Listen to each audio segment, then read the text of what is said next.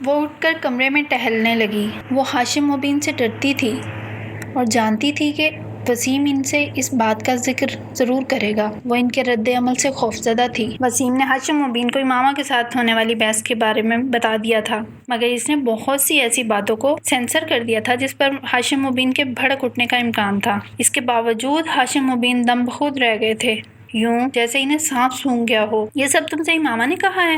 ایک لمبی خاموشی کے بعد انہوں نے وسیم سے پوچھا۔ اس نے اس بات میں سر ہلا دیا۔ اسے بلا کر لاؤ۔ وسیم کچھ جھجکتے ہوئے ان کے کمرے سے نکل گیا۔ امامہ کو خود بلا کر لانے کی بجائے اس نے ملازم کے ہاتھ پیغام بھجوا دیا اور خود اپنے کمرے میں چلا گیا۔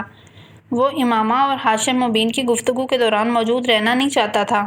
ہاشم مبین کے کمرے کے دروازے پر دستک دے کر وہ اندر داخل ہوئی تو اس وقت ہاشم اور ان کی بیگم بالکل خاموش بیٹھے تھے۔ ہاشم مبین نے اسے جن نظروں سے دیکھا تھا، اس نے اس کے جسم کی لرزش میں کچھ اور اضافہ کر دیا۔ بابا، آپ نے مجھے بلوایا تھا؟ کوشش کے باوجود وہ روانی سے بات نہیں کہہ سکی۔ ہاں، میں نے بلوایا تھا۔ وسیم سے کیا بکواس کی ہے تم نے؟ ہاشم مبین نے بلا تمہید بلند آواز میں اس سے پوچھا۔ وہ اپنے ہونٹوں پر زبان پھیر کر رہ گئی۔ کیا پوچھ رہا ہوں تم سے؟ وہ ایک بار پھر دھاڑے۔ شرم سے ڈوب مرنا چاہیے تمہیں۔ خود گناہ کرتی ہو اور اپنے ساتھ ہمیں بھی گناہ گار بناتی ہو۔ امامہ کی آنکھوں میں آنسو آ گئے۔ تمہیں اپنی اولاد کہتے ہوئے مجھے شرم آ رہی ہے۔ کون سی کتابیں لائی ہو تم؟ وہ مشتعل ہو گئے تھے۔ جہاں سے یہ کتابیں لے کر آئی ہو، کل تک وہیں دے آؤ، ورنہ میں انہیں اٹھا کر پھینک دوں گا باہر۔ جی بابا۔ اس نے اپنے آنسو پونچھتے ہوئے صرف اتنا ہی کہا۔ اور آج کے بعد اگر تم نے جویریہ کے ساتھ میل جول رکھا تو میں تمہارا کالج جانا بند کر دوں گا۔ بابا، جویریہ نے مجھ سے کچھ نہیں کہا، اس کو تو کچھ پتہ ہی نہیں ہے۔ اس بار امامہ نے قدرے مضبوط آواز میں احتجاج کیا۔ تو پھر اور کون ہے جو تمہارے دماغ میں یہ خناس بھر رہا ہے؟ وہ بری طرح چلائے۔ میں خود ہی۔ امامہ نے کچھ کہنے کی کوشش کی۔ ہو کیا تم؟ اپنی عمر دیکھو اور چلی ہو تم عقیدے جانچنے، اپنے نبی کی نبوت کو پرکھنے۔ ہاشم مبین کا پارا پھر ہائی ہو گیا۔ اپنے باپ کی شکل دیکھو، جس نے ساری عمر تبلیغ میں گزار دی۔ کیا میں عقل کا اندھا ہوں یا پھر تم مجھ سے زیادہ عقل رکھتی ہو؟ جمعہ 4 دن ہوئے ہیں تمہیں پیدا ہوئے اور تم چل پڑی ہو اپنے نبی کی نبوت کو ثابت کرنے۔ ہاشم مبین اب اٹھ کر کھڑے ہو گئے۔ تم منہ میں سونے کا چمچ لے کر اس نبی کی وجہ سے پیدا ہوئی ہو جس کی نبوت کو آج تم جانچنے بیٹھ گئی ہو۔ وہ نہ ہوتا تو سڑک پر دھکے کھا رہا ہوتا ہمارا سارا خاندان، اور تم اس قدر احسان فراموش اور بے ضمیر ہو چکی ہو کہ جس تھالی میں کھاتی ہو اسی میں چھید کر رہی ہو۔ ہاشم مبین کی آواز پھٹ رہی تھی۔ امامہ کی آنکھوں سے بہنے والے آنسوؤں کی رفتار میں اور اضافہ ہو گیا۔ بند کرو یہ لکھنا پڑھنا اور گھر بیٹھو تم۔ یہ تعلیم حاصل کر رہی ہو جو تمہیں گمراہی کی طرف لے جا رہی ہے۔ ان کے اگلے جملے پر امامہ کی سیٹی گم ہو گئی۔ اس کے وہم و گمان میں بھی نہیں تھا کہ وہ اسے گھر بٹھانے کی بات کریں گے۔ بابا، آئی ایم سوری۔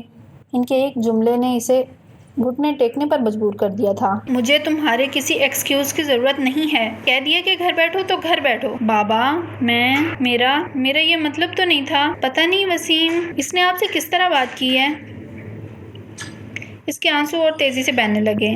پھر بھی میں آپ سے کہہ رہی ہوں کہ میں آئندہ ایسا کچھ نہیں پڑھوں گی، نہ ہی ایسی کوئی بات کروں گی، پلیز بابا۔ اس نے منت کی۔ ان معذرتوں کا سلسلہ وہیں ختم نہیں ہوا تھا۔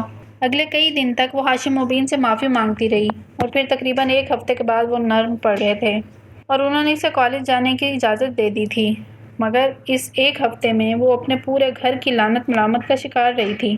ہاشم مبین نے اسے سخت قسم کی تنبیہ کے بعد کالج جانے کی اجازت دی تھی، مگر اس 1 ہفتے کے دوران ان لوگوں کے رویے نے اسے اپنے عقیدے سے مزید متنفر کیا تھا۔ اس نے ان کتابوں کو پڑھنے کا سلسلہ روکا نہیں تھا، بس فرق یہ تھا کہ پہلے وہ انہیں گھر لے آتی تھی اور اب وہ انہیں کالج کی لائبریری میں پڑھ لیا کرتی تھی۔ FSC میں میرٹ پر آنے کے بعد اس نے میڈیکل کالج میں ایڈمیشن لے لیا تھا۔ جویریہ کو بھی اسی میڈیکل کالج میں ایڈمیشن مل گیا تھا۔ ان کی دوستی میں اب پہلے سے زیادہ مضبوطی آ گئی تھی اور اس کی بنیادی وجہ امامہ کے ذہن میں آنے والی تبدیلی تھی۔ سبیحہ سے امامہ کی پہلی ملاقات اتفاقاً ہوئی تھی۔ جویریہ کی ایک کزن سبیحہ کی کلاس فیلو اور اسی کے توسط سے امامہ کی اس سے شناسائی ہوئی۔ وہ ایک مذہبی جماعت کے اسٹوڈنٹ ونگ سے منسلک تھی اور ہفتے میں ایک بار وہ کلاس روم میں اسلام سے متعلق کسی نہ کسی ایک موضوع پر لیکچر دیا کرتی تھی۔ 40-50 کے لگ بھگ لڑکیاں اس لیکچر کو اٹینڈ کیا کرتی تھیں۔ سبیحہ نے اس دن ان سے متعارف ہونے کے بعد انہیں بھی اس لیکچر کے لیے انوائٹ کیا۔ چاروں ہی وہاں موجود تھیں۔ میں تو ضرور آؤں گی، کم از کم میری شرکت کے بارے میں آپ تسلی رکھیں، جویریہ نے سبیحہ کی دعوت کے جواب میں کہا۔ میں کوشش کروں گی، وعدہ نہیں کر سکتی، رابعہ نے کچھ جھیمپی ہوئی مسکراہٹ کے ساتھ کہا۔ میرا آنا ذرا مشکل ہے کیونکہ میں اس دن کچھ مصروف رہوں گی، زینب نے معذرت کرتے ہوئے کہا۔ سبیحہ مسکراتے ہوئے امامہ کو دیکھنے لگی جو اب تک خاموش تھی۔ امامہ کا رنگ کچھ فک ہو گیا۔ اور آپ آئیں گی؟ امامہ کی نظر جویریہ سے ملی جو اسے ہی دیکھ رہی تھی۔ ویسے اس بار کس موضوع پر کریں گی آپ؟ اس سے پہلے کہ امامہ کچھ کہتی، جویریہ نے سبیحہ کی توجہ اپنی طرف مبذول کر لی۔ شاید ایسا اس نے دانستہ طور پر کیا تھا۔ اس بار اسراف کے بارے میں بات ہوگی۔ اس ایک عادت کی وجہ سے ہمارا معاشرہ کتنی تیزی سے زوال پذیر ہو رہا ہے اور اس کے سدباب کے لیے کیا کیا جا سکتا ہے، اسی موضوع پر گفتگو ہوگی، سبیحہ نے جویریہ کو تفصیل سے بتایا۔ آپ نے بتایا نہیں امامہ، آپ آ رہی ہیں؟ جویریہ سے بات کرتے کرتے سبیحہ ایک بار پھر امامہ کی طرف متوجہ ہو گئی۔ امامہ کا رنگ ایک بار پھر بدلا۔ میں دیکھوں گی، اس نے جھجکتے ہوئے کہا۔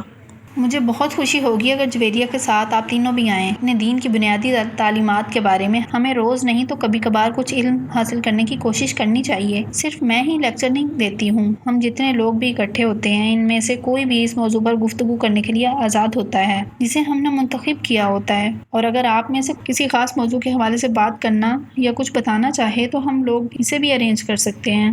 سبیحہ بڑی سہولت سے بات کر رہی تھی۔ پھر کچھ دیر کے بعد جویریہ اور اس کی کزن کے ہمراہ ان کے کمرے سے باہر چلی گئی۔ کوریڈور میں سبیحہ نے جویریہ سے کہا، آپ کم از کم امامہ کو ساتھ لے آئیں، مجھے لگا ہے کہ وہ آنا چاہ رہی ہیں۔ اس کا عقیدہ بالکل الگ ہے، وہ کبھی بھی ایسی محفلوں میں شرکت نہیں کرے گی، جویریہ نے سنجیدگی سے اسے بتایا۔ سبیحہ کچھ حیران ہوئی۔ اس کا عقیدہ بالکل الگ ہے، وہ کبھی بھی ایسی محفلوں میں شرکت نہیں کرے گی، جویریہ نے سنجیدگی سے اسے بتایا۔ سبیحہ کچھ حیران ہوئی۔ آپ کو چاہیے کہ آپ انہیں اسلام کا مطالعہ کرنے کی دعوت دیں، ہو سکتا ہے اس طرح وہ صحیح اور غلط کا فرق کر سکیں، سبیحہ نے چلتے ہوئے کہا۔ میں ایک بار ایسی کوشش کر چکی ہوں، وہ بہت ناراض ہو گئی تھی، اور میں نہیں چاہتی کہ ہم دونوں کی اتنی لمبی دوستی اس طرح ختم ہو، جویریہ نے کہا۔ اچھے دوست وہی ہوتے ہیں جو ایک دوسرے کو گمراہی سے بچائیں، اور آپ پر بھی فرض ہے کہ آپ ایسا ہی کریں، سبیحہ نے کہا۔ وہ ٹھیک ہے، مگر کوئی بات سننے پر بھی تو تیار ہو نا، تب بھی صحیح بات کہتے رہنا فرض ہے، ہو سکتا ہے کبھی دوسرا آپ کی بات پر غور کرنے پر مجبور ہو جائے۔ سبیحہ اپنی جگہ درست تھی، اس لیے وہ صرف مسکرا کر رہ گئی۔